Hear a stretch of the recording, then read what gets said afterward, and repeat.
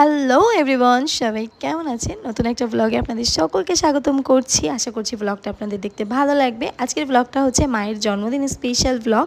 এটা হচ্ছে রাত্রের সেলিব্রেশন। আমি এই ছোটো কেকটা এনেছিলাম এবং এই বড় কেকটা এনেছিল হচ্ছে দিদি। রাত্রে আমরা ছোটোখাটো করে একটু বার্থডে করলাম।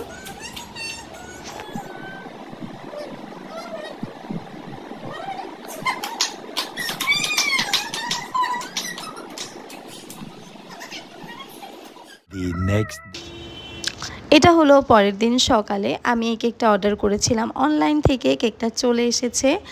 তো অবশ্যই কিন্তু জানাবেন কেকের ডেকোরেশনসটা কেমন হয়েছে। খুব সিম্পল করার চেষ্টা করেছি। তো তারপরে যেহেতু রেগুলারই কেক অর্ডার করা হয়, বাড়িতে অনেক ডেকোরেশনের জিনিসপত্র ছিল। তো আমি ভাবলাম যে এই ছোট ডেকোরেশনের কেকটাকে যদি একটু বেশি কিছু ডেকোরেশন করা যায় তো কেমন লাগে। তো এখানে আমি সেটারই চেষ্টা করছিলাম। তো আপনারা এটাও জানাবেন যে কেকটাকে আগে ভালো লাগছিল নাকি আফটার ডেকোরেশনস বেশি ভালো লাগছে। অবশ্যই আপনারা কমেন্ট করে কিন্তু জানাবেন।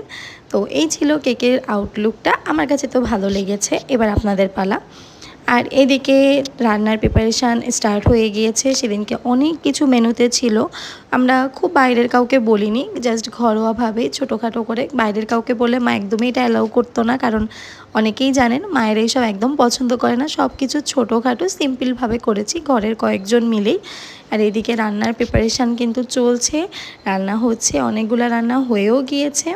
তো এই থাকছে মেনু। সেদিন ছিল পোলাও, ভাত, মুরগির রোস্ট, ডিমের কোরমা, খাসির মাংস, দই, কেক, মিষ্টি, আরও অনেক কিছু, বেগুন ভাজা, সালাদ, এগুলো তো বলতে মনেই নেই। এগুলোও ছিল, দেখে নিন। আর এই ছিল হচ্ছে আমার আর মায়ের সাজ। এটা আপনারা জানাবেন যে মাকে আর আমাকে কেমন লাগছে। আর এখানে আমরা কেক কেটে নিলাম। আর আজকের ব্লগটা এই পর্যন্তই। দেখা হবে খুব শীঘ্রই নতুন কোনো ব্লগে। ততক্ষণ সবাই ভালো থাকবেন। টাটা।